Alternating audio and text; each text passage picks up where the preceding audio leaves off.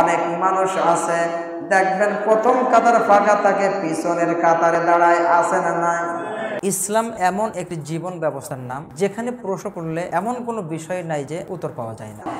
আপনি নামাজে আসলেন, যখন নামাজ শুরু হয় ইমাম দাঁড়িয়ে গেল, অনেক মানুষ আছে দেখবেন প্রথম কাতার ফাঁকা থাকে, পিছনের কাতারে দাঁড়ায়, আছে না নাই?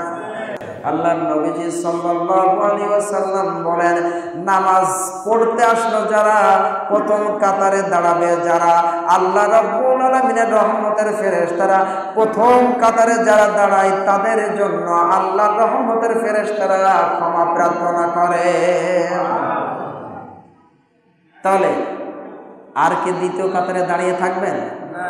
আবার এটা করেন না যেন যে সামনের কাতারে যে কাউকে ঠেলা ঠুলি দিয়ে ফাঁকা করে দাঁড়াচ্ছেন, এটা যেন করবেন না। আল্লাহ নবীর কাছে জিজ্ঞাসা করা হলো, ইয়া রাসূলুল্লাহ, ইয়া হাবিবাল্লাহ, যদি প্রথম কাতারে জায়গা না থাকে তাহলে দ্বিতীয় কাতারে যদি আমরা দাঁড়াই, দ্বিতীয় কাতারে আমরা যদি নামাজে দাঁড়াই তাহলে আমাদের জন্য কি এইটা করা হবে?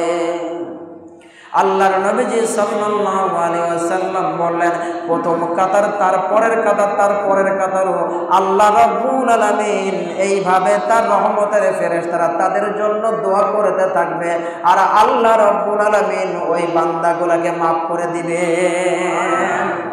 তাহলে এটা করতে পারবেন তো ভাই? হ্যাঁ, আমার কথা কি বুঝতে পারছেন? বোঝা যাচ্ছে আমার কথা? অবশ্যই আপনারা এই আমলগুলো চালু রাখবেন, এই আমলগুলো করবেন। কখনো যেন আপনারা ওই লাস্টের কাতারে দাঁড়াবেন, সামনের কাতারে দাঁড়াতে চাবেন না, এমনটি যেন আর এই আলোচনা শোনার পরে থেকে ভিতরে কাজ না করে। আসবেন, সামনের কাতার পূরণ করবেন। রাজি আছেন তো? আল্লাহ কবুল করুক, বলেন আমিন।